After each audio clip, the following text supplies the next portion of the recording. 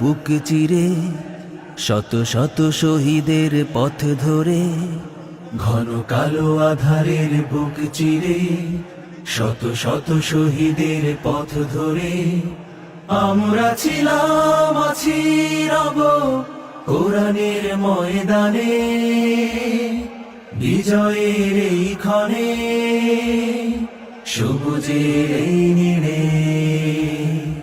ঘন কালো আধারের বুক চিরে, শত শত শহীদের পথ ধরে, ঘন কালো আধারের বুক চিরে, শত শত শহীদের পথ ধরে আমরা ছিলাম, আছি, রব কোরআনের ময়দানে, বিজয়ের এই ক্ষণে, সবুজের এই নীড়ে।